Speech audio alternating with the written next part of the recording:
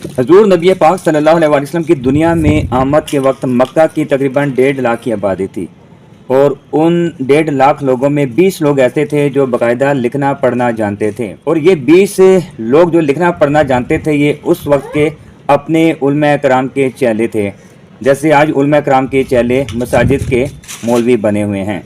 जिन लोगों को अल्लाह की तरफ से हिदायत मिलनी थी वो तो हिदायत पा चुके, मगर बहुत से ऐसे लोग थे जो अपने बाबों और बुज़ुर्गों के दीन में रहकर अपनी आखिरत ख़राब कर बैठे। हजूर नबी पाक सल्लल्लाहु अलैहि वसल्लम को तकरीबन 23 साल का अरसा लगा मक्का मदीना में तौहीद की तबलीग करते हुए।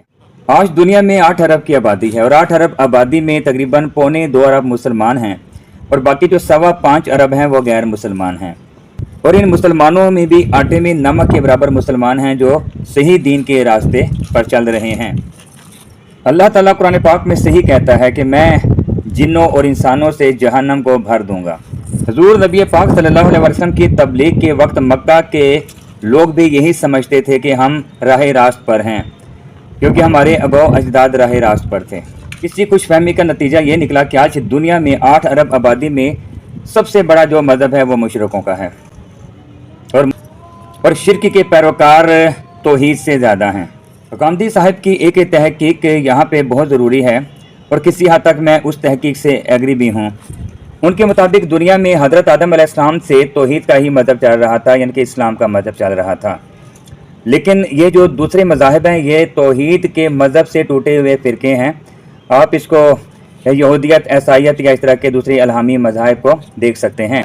ये तौहीद का ही हिस्सा थे, बाद में ये वहाँ से फ़िरके में तब्दील हुए और तौहीद का एक फ़िरका थे, जैसे आज इस्लाम के मज़ीद फ़िरके बने हुए हैं।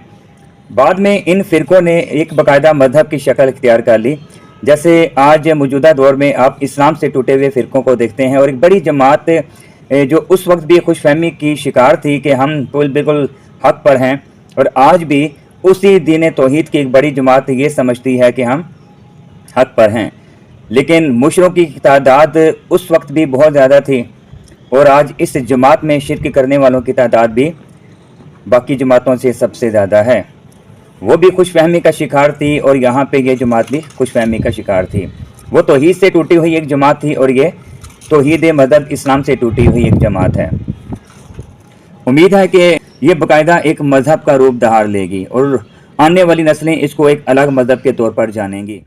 जब तौहीद के इनको मायने सिखाती है तो ये आईं बाईं शाईं करके अपना पिंड छुड़ाते हैं, लेकिन इनको ये नहीं पता कि तौहीद का फैलाव और तौहीद की तबलीग इस दुनिया की सबसे मुश्किल तबलीग है। आने वाली नस्ल को समझ आ गई है, इंशाल्लाह इनको भी बहुत जल्द समझ आ जाएगी।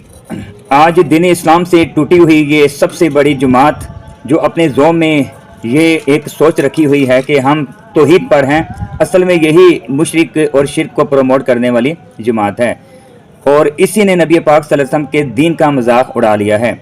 इन लोगों के होचे हथकंडे देखकर हमें साउथ अफ्रीका की तहजीब और कल्चर याद आ जाता है। आज ये लोग जितनी मर्जी दलीलें पेश कर लें कि ऐसे रस्म व रिवाज और ऐसे नाच गाने से हमारा कोई ताल्लुक़ नहीं है, लेकिन आपको ये बात माननी पड़ेगी कि इस कल्चर को प्रमोट करने वाले यही लोग थे जिनसे आज ये गेम संभाली नहीं जा रही जो गेम इन्होंने शुरू की थी। और नबी पाक सल्लल्लाहु अलैहि वसल्लम के दीन का इस कदर इन्होंने मजाक बना लिया हुआ है कि नबी पाक सल्लल्लाहु अलैहि वसल्लम हौज़े कौसर में इनको अपने पास नहीं आने देंगे। इस्लाम 1400 साल पहले कहता है कि हमने दीन इस्लाम को मुकम्मल कर लिया।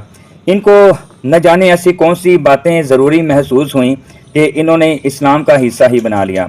अगर ये कल्चर मज़हब का हिस्सा है तो इसका मतलब है कि कुरान पाक की ये आयत इसके ऊपर लागू नहीं होती कि हमने इस्लाम को आज मुकम्मल कर दिया है।